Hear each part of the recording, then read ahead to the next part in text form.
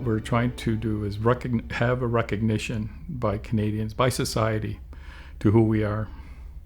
Once that recognition is gained, then we're looking upon, of course, respect for what our contributions have been, but respect for one another.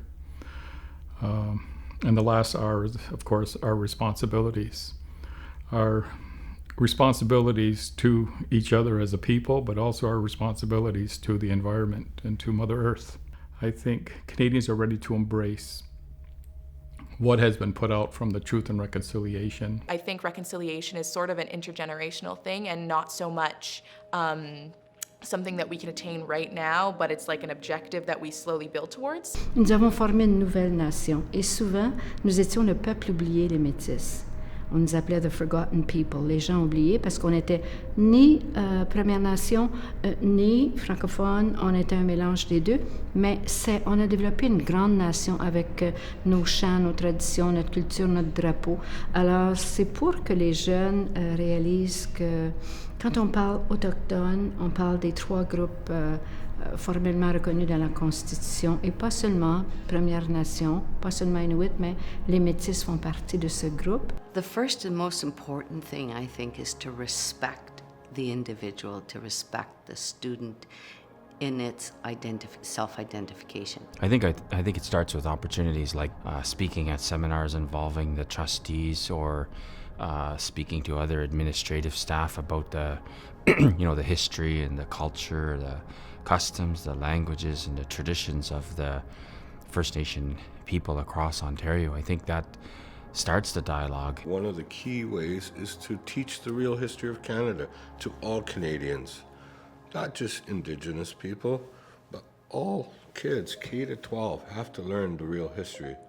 If you don't do that, you're perpetuating a lie. It's only when that history is recognized and is acknowledged that we can walk together in that healing process. And it really is about understanding what it is you need to do differently, what it is you need to do more of in order to make sure that you can provide equity of outcome for Indigenous kids. It's important that we do things more regularly other than just, maybe specific days of the year, whether it's a PD day or National Aboriginal Day. There's things like Orange Shirt Day, there's Red Dress Day, where you're honoring missing and murdered Aboriginal women. It's important to learn more about each other's culture and celebrate one another's culture every single day. Quand on parle autochtone, on parle de vie, on parle de création, on parle de liens, on parle de partage, et puis qu'ils se sentent impliqués. Aujourd'hui, on est ici pour donner une présentation aux jeunes par rapport à la culture autochtone. Donc, on présente les Premières Nations, on parle des Métis, on parle des personnes Inuits, donc les 3 groupes reconnus ici au Canada. Puis, on présente nos drapeaux. Donc, on présente le drapeau Anishinaabeg ainsi que le drapeau Métis. Puis, c'est aussi pour créer des connaissances par rapport à la culture autochtone, la sensibilisation. On veut démontrer aux jeunes qu'on veut travailler ensemble comme équipe. On veut respecter les personnes autochtones, avoir une meilleure idée qui nous sommes comme Première Nation, comme Métis, comme Inuit. Oui, et aussi peut-être que c'est bon qu'on ne fait pas appel seulement à leur intelligence, mais qu'on fait appel à tout leur sens et à leur cœur. On a aussi un club parascolaire qui est une enseignante qui a pris ça en main. Donc, elle invite tous les élèves à venir une fois par semaine après l'école pour pouvoir partager l'histoire, avoir des vidéos. Il y a des aînés qui viennent, ils ont fait un petit sac de médecine. Donc, c'est des choses où ils apprennent en même temps ça donne le goût de vouloir apprendre davantage. Donc, c'est des petites choses qui se passent, mais c'est quand même un bon pas de l'avant pour pouvoir voir les choses interculturelles se passer de ce côté-là et puis d'en apprendre davantage. Ils ont accès à l'information que nous n'avons pas accès même 10 ans passés. Donc, c'est quand même, la vérité est quelque chose, je crois, que les élèves cherchent. Et puis, lorsqu'on a des discussions au sujet des sujets autochtones et des choses comme les écoles résidentielles, comme le 60 Scoop, comme tu veux, quand les élèves peuvent connaître davantage les vraies vérités, je pense que c'est ça qu'ils cherchent. Ils veulent avoir la vérité, ils veulent être capables de former leurs propres opinions. Et ceci, les élèves autochtones autant que les non-autochtones. Et je crois qu'en leur permettant ces échanges et leur donnant la plateforme de pouvoir vraiment dire des vraies choses, leur ouverture d'esprit leur permet d'épanouir comme personne, comme citoyen, comme leader futur de notre pays. Et puis, je pense que juste cette ouverture-là, veut dire beaucoup. Aujourd'hui, qu'est-ce qu'on va faire? On va effectuer une cérémonie de calumet, un calumet de paix. Et je vais présenter aux élèves c'est quoi les 4 herbes sacrées. Et je vais présenter la plume, la coquille, puis mon paquet, puis la signification d'un paquet. Je vais aussi lire un extrait par David Bouchard, son livre « Les 7 enseignements sacrés ». Je trouve la présentation donne un très bon survol de la culture autochtone. Alors, je vais faire la lecture pour les petits. Une des activités qui permet cet échange, nous invitons les élèves de la 7e et 8e année de notre conseil scolaire à visiter une Première Nation. Et puis, lorsqu'ils sont là, le chef et les membres de la bande de la Première Nation sont là pour les accueillir. Et puis, quand ils arrivent sur la Première Nation, ça fait 2 ans qu'on le fait. Et la première année, les jeunes ne savaient pas à quoi s'attendre. Ils s'en allaient visiter une Première Nation pour la première fois. Ils avaient leur bagage d'informations et peut-être leurs préjugés lointains. Et puis, quand ils sont arrivés, et puis ils ont été capables de voir c'était quoi. Ils ont vu qu'il y avait accès au Wi-Fi. Ils ont vu qu'il y avait accès à des choses modernes. Je ne sais pas à quoi ils s'attendaient, ces élèves-là. Mais c'est vraiment là. La première année, c'était tellement... Les jeunes étaient émerveillés. On a visité le musée à cette Première Nation-là. Ils savaient pas quoi dire. On a participé à des chants. On a joué du tambour. On a mangé des mets traditionnels. Et puis, la 2e année, j'ai des élèves qui étaient là en 7e année, sont revenus en 8e année. Et puis, j'ai eu des échanges avec ces élèves-là et on dit, depuis que je suis venue ici, j'ai demandé à mes parents, j'ai demandé à mes grands-parents, j'ai su que j'étais métisse, j'ai su que j'avais une arrière-grand-mère qui était autochtone. Donc, pour moi, il y avait tellement hâte de revenir me voir parce que ça, c'est une des seules fois qu'ils peuvent me voir. Il y avait tellement hâte de venir partager ces informations-là avec moi pour me dire que quand ils étaient venus, ça leur a ouvert à un monde qu'ils ne connaissaient même pas, leur monde, leur vécu. Et puis là, maintenant, ils connaissent tout un autre côté d'eux-mêmes qu'ils ne connaissaient pas avant. Donc, pour moi, c'est des histoires de succès. Now I'm finding that we have a group of people, our young people, who recognize that they're losing their language and they want to do something about it. And that comes completely from student voice. Those kids want to learn their language. Respect that child might be coming to school speaking Michif, which is in Ontario very close to French, but it's not French. So appropriate recognition of that language and then moving on maybe to teach French, but not stopping them from speaking their language and not telling them that their language is not spoken well. J'ai demandé de l'éducation pour mes enfants qui aura un impact sur leur culture ojibwe parce qu'elles sont ojibwe. Il y a un petit peu d'avancement, mais du côté des parents, c'est jamais assez vite. On devait choisir, qui était une chose qui était difficile à faire quand les filles ont commencé l'école, la langue anglaise, puis ojibwe ou français-anglais. Moi, étant franco-ontarienne avec des racines autochtones, c'est important pour moi qu'elles aient le côté français aussi. Puis, à cause des conditions qu'on est élevés, mon mari et moi, on n'a pas appris la langue de nos ancêtres. Donc, on n'aurait pas pu aider nos enfants dans leur développement de la langue autochtone. Donc, on a décidé de les envoyer à l'école en français. My sister, she said, why don't we try and develop a language app, she said, because she's so good with technology.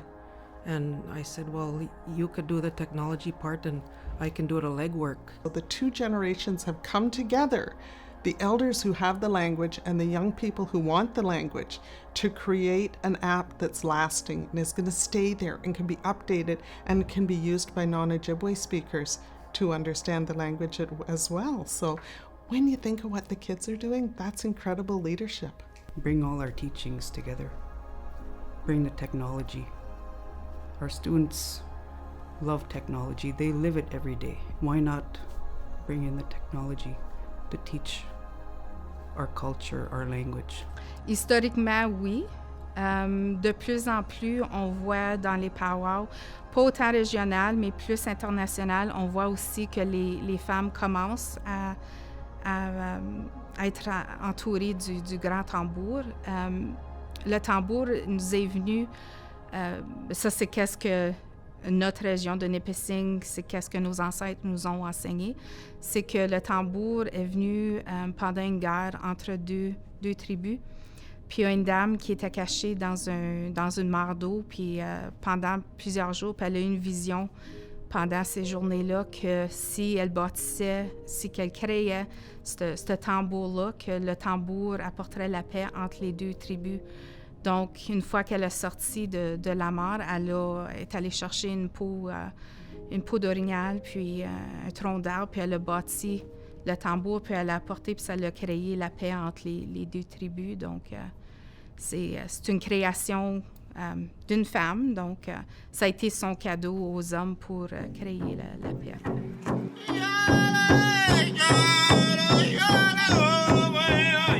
The drum usually, in our tradition, opens an event, and we thought it would be so nice to see our school drum that just started this year. They practice once a week.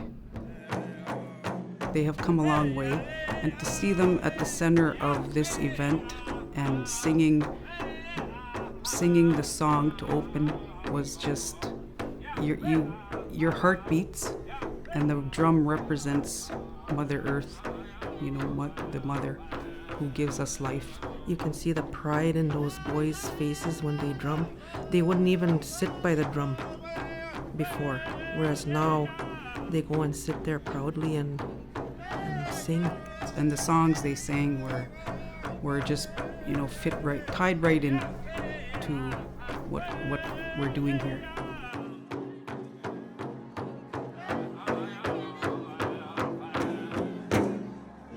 We just think that all of those things are a necessary part of that support structure, that engagement structure that's going to help kids succeed, and particularly help Indigenous kids succeed. Les fondateurs de ce pays sont les Premières Nations, les Métis par la suite et les Inuits aussi. Les Premières Nations, la plupart disent qu'ils ont toujours habité ce continent. Donc, étant donné qu'ils sont les fondateurs, que les peuples autochtones sont les fondateurs, on doit reconnaître les territoires sur lesquels nos écoles se situent. I think that every single student in Ontario should be learning about first of all, the area that the school board and the schools are operating in were historically lands that were used by various tribes or nations, whether it was the Ojibwe, the Cree people in the north, the Iroquois Confederacy folks down south, the Chippewas in southwestern Ontario, even some of the Innu that occupy northern parts of Canada. There is research that says kids, Indigenous students connecting with the land is vitally important for them to start the process of decolonization. Obviously, our Indigenous people are land-based people, and learning like this is invaluable for our students to reconnect with the land. I see it as important for all students, not just Indigenous students, and I see it as a bridge for reconciliation, because it's really about, our treaties are really about sharing space and place, and this is the perfect way to do it in an educational setting. Puis, du début de l'enquête jusqu'à la fin de l'enquête, on s'est rendu compte que ça a vraiment donné la peine de vraiment mettre l'énergie là-dedans, parce que les élèves ont vraiment démontré une fierté suite à ce qui avait été mis en place dans l'école pour aller chercher l'engagement. Et c'est certain que quand tu as un élève qui est engagé, qui est fier, automatiquement, le rendement académique augmente. Alors, il y a plein d'activités qui se sont passées au sein de l'école. Il y a, par exemple, ils ont construit un jardin. Puis, dans le jardin, ils ont planté 4 plantes médicinales. Alors, il y a le cèdre, le tabac, le sauge et le foin d'odeur. Et les élèves peuvent se rendre là pour les enseignantes prennent l'occasion d'apporter leur groupe d'élèves pour faire des réflexions, pour aller enseigner. Ils font plein de choses à partir du jardin. Les garçons que j'ai été chercher, c'était des garçons identifiés métiers. Je disais, est-ce que vous voulez participer à un projet Exprime-toi? Ils ont dit oui, juste parce que je les ai guidés plus ou moins à laisser une trace. Donc, ils ont accepté de participer à fabriquer le banc. Et puis, le banc était l'idée de voir les 7 règles de grand-père, d'une façon où est-ce que quand tu es assis dans le jardin avec les 4 plantes sacrées, tu pouvais avoir un moment où est-ce que tu n'étais pas influencé avec la technologie du téléphone ou de l'ordinateur. Tu peux t'asseoir ici, puis avoir le temps de penser, puis faire une réflexion de l'esprit spirituel et puis des choses que les gens s'inquiétaient ou qui ont beaucoup d'inquiétude, mais qui ont un moment de silence pour pouvoir penser. L'idée du jardin, c'était quelque chose de physique. C'était quelque chose que si tu le vois, tu dois savoir pourquoi il est là, puis qu'est-ce que ça représente. Nous sommes en phase 2 cette année. Phase 2 veut dire qu'il est pas mal établi, il est fort. Là, maintenant, c'est de le présenter d'une façon où est-ce que les enfants peuvent présenter les choses, comme reconnaître pourquoi le cèdre est planté là. Que veut dire le cercle? Quelle est la route de médecine? Qu'est-ce que ça signifie pour les gens autochtones qui devient important? Mais pas seulement pour cette année, mais pour les autres années à venir. Parce que le jardin ne se déplace pas. Il ne se brise pas, mais il faut quand même en prendre soin pour qu'il revienne chaque année. C'est ça qui devient. Maintenant, le jardin a pu aller sensibiliser les élèves, la communauté. Maintenant, notre prochaine étape, c'est d'aller sensibiliser tout le personnel de l'école, aller approfondir leurs connaissances dans le dossier pour qu'ils soient plus aptes à intégrer la culture, les traditions à leur enseignement. Quelques projets que je voulais parler, c'était Destination Mine. Donc, ça, c'est un projet qu'on a commencé en février 2017. C'est un semestre, ça fait longtemps qu'on travaille dessus, mais il a été mis sur pied. Donc, c'est des élèves de l'école secondaire qui ont... c'était destiné pour des élèves d'ascendance autochtone et tous ceux qui sont intéressés de prendre des cours dans la section minier, puisque la région de Timmins, on parle d'une section minière. Donc, c'est des élèves de 11e et 12e année. Puis, c'était mis sur pied par notre conseil scolaire catholique de Grande-Rivière. Puis, beaucoup de partenaires communautaires pour pouvoir mettre ce genre sur pied. C'est un premier programme qui est offert au Canada. Donc, à travers du Canada, c'est la seule place qu'ils l'ont eu pour les écoles, pour une école secondaire.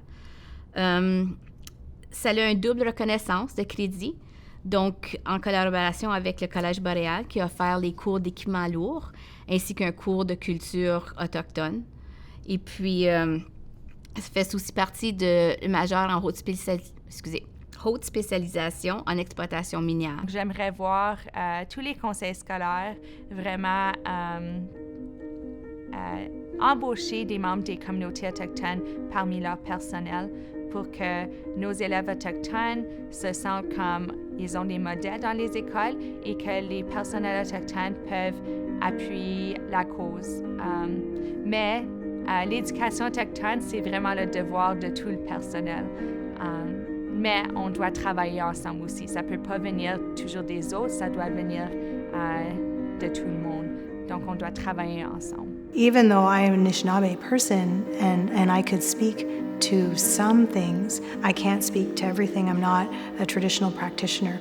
And so I want to honor those voices of traditional peoples. I want to bring in people who are Métis, people who are Inuit, so that way the students are seeing who is it that's in this entire country, who's in our province, who's in our cities that we maybe don't even know are there, and let them do the speaking of their voices for themselves. When I'm thinking about what's working really well, it's always when we're working in partnership with community members. And that's, to me, the most important thing that we're ever going to do. I don't think it's up to us to make decisions on our own. Pour les deux communautés, oui, pour les élèves autochtones et non autochtones, ainsi que pour le personnel, tout le personnel, ainsi que bâtir des liens avec la communauté, avec les organismes autochtones, afin de travailler ensemble pour avoir une communauté qui s'entend et puis qu'ils peuvent partager toute la culture autochtone et non autochtone, ainsi que francophone. It really is a question of servant leadership, and I think that my own personal work with Indigenous leaders in the region, I've learned over time, I think, to become a very good servant leader, and a lot of it is from some very good modeling that's happened from other Indigenous leaders. C'est évident qu'on veut réduire l'écart du bien-être et du profil académique entre nos élèves autochtones et non autochtones. Et puis, à travers le Canada et dans nos conseils scolaires de langue française, il y a différentes stratégies qui sont mises en place. Nous, au Conseil scolaire catholique Franco-Nord, on met beaucoup l'accent sur le profil du bien-être de nos élèves plutôt que le côté académique de nos élèves autochtones, puisque présentement, le profil académique de nos élèves auto-identifiés autochtones est quand même assez comparable à nos élèves non autochtones. Mais le plus qu'on continue à auto-identifier nos élèves autochtones, le plus qu'on doit suivre le progrès pour voir s'il y a des écarts. And what we're asking teachers to do often now is to be co-learners with their students. And it's a shift. And I see that shift happening within our system. I have lots of educators, I call them peeps, that come to everything that I do, that are getting a lot of education, are changing things up in their schools. Alors juste ça, j'ai des frissons sur le dos juste en parlant, parce que tu voyais vraiment l'amitié se bâtir. Donc, qu'est-ce qu'on veut faire également, c'est qu'au niveau du conseil scolaire, par après, au courant de l'année, au lieu que ça soit juste durant le camp, on veut bâtir des ateliers ou des activités pour pouvoir, soit qui Skype ou qui fait autre chose, pour pouvoir continuer cette belle relation-là. Pour que lorsqu'il arrive au printemps, ça ne sera pas du nouveau, ça serait vraiment juste une continuité. Quand ils sont plus obligés de le cacher, comme peut-être l'ont fait leurs parents, leurs grands-parents, leurs arrière-grands-parents. Ils peuvent être qui ils sont et puis ils peuvent aussi nous apprendre tellement au sujet de la culture, au sujet de les coutumes, de leur vécu. Et puis quand ils peuvent partager ça, pour eux autres, ça les permet de s'épanouir, ça les permet d'être fiers. Et puis la fierté est quand même quelque chose, c'est très important à ce niveau-là. In Thunder Bay, I quickly learned after going to OSTA, the Ontario Student Trustee Association, how much of a big deal it is to be a student trustee. And it was really transformative too, because through the conferences with OSTA, I was able to make connections. I was able to learn about how to better fulfill my role as a student trustee. And by the end of it, I realized that it was so much more important to be making recommendations and to saying things, and that you represent however many tens of thousands of students in that school board. When you're representing your school board and you're representing those thousands and thousands of students, I think it's really important to pay attention to those Indigenous students too, because they have oftentimes very specific needs and needs that need to be addressed. And I find that Indigenous youth a lot of the time feel like it's not that they don't have a voice, but that they feel like they don't have a platform to share their voice. And so as a trustee, you have the ability to share that for them as a representation of the students. We have grad coaches now in 4 high schools. This school here is the school that has the longest running grad coach, and the results are amazing. She started 3 years ago with a group of 48 students in grade 9, and all of those kids, I believe 4 of them aren't here anymore, so there's 44 students, and I believe 44, and all of those kids are on track. They're in grade 11 right now. They're all on track, they all have all their credits, and they're all going to graduate. Seeing themselves reflective in our school community is really important. In our greater community, being given opportunities through partnerships and then moving forward. Those moments happen all the time, and that's the most rewarding part of this work. Quand ça vient le bien-être de nos élèves, je pense qu'un élève qui se sent bien dans sa peau va mieux réussir à l'école sur le côté académique. I think that with the truth and reconciliation, with us now being able to do these things in our schools, I think that's a good step. We're all gifts to share. You know, to share what is given to every nation. Not to be on top or on the bottom, but to share as equal people. We have so much to learn from Aboriginal and Indigenous people.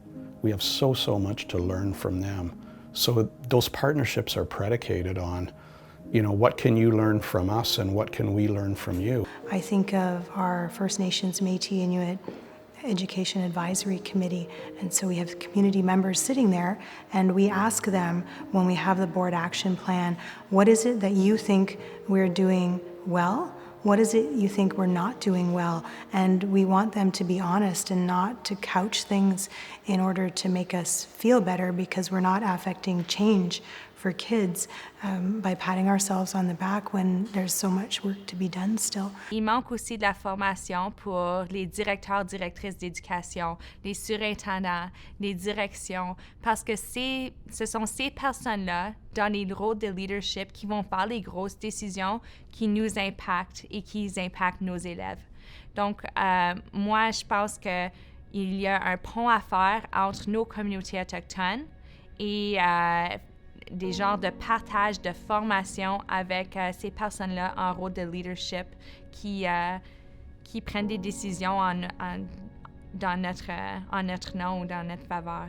Not only to come to the school and to do all the things that are going to make their kids successful, but really that navigator role in helping families access resources, building really detailed pathway plans for kids, helping to actualize those plans instead of just building the plan and giving it.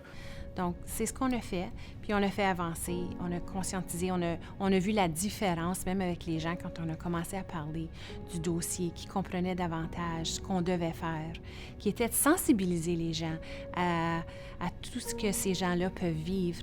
Puis un des constats que nous, on a fait, c'est que chez nous, les élèves PNMI n'ont pas de grands défis au niveau d'apprentissage. Reconciliation has to be some action. It can't just be this intention of, oh, I think it'll be great, and wait for someone else to do it.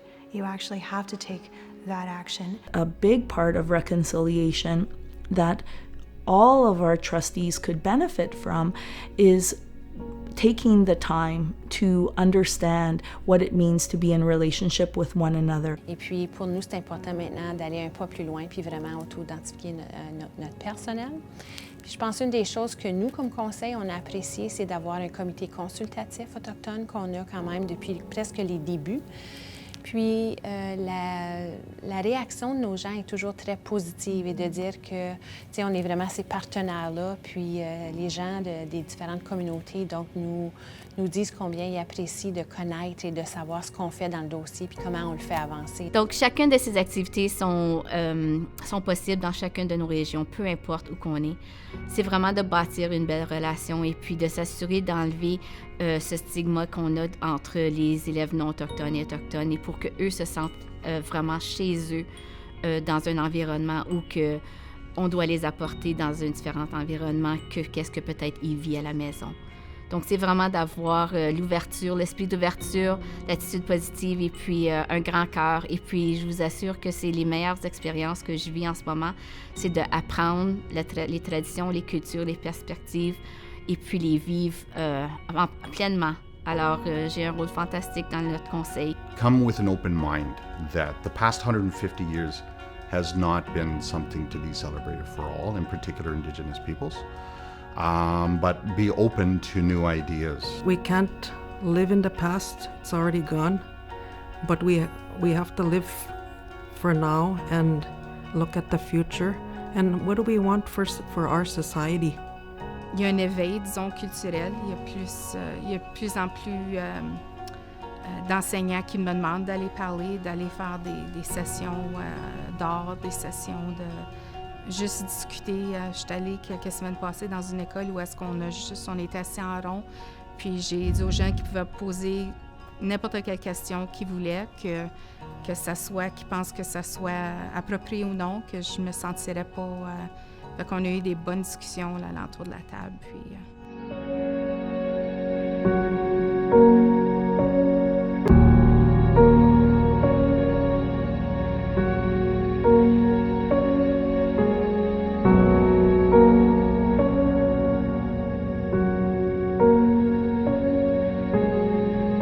We were all given life to walk, and for us to walk together in that path. Miigwech. Miigwech. Chi miigwech. Merci. Miigwech. Aha.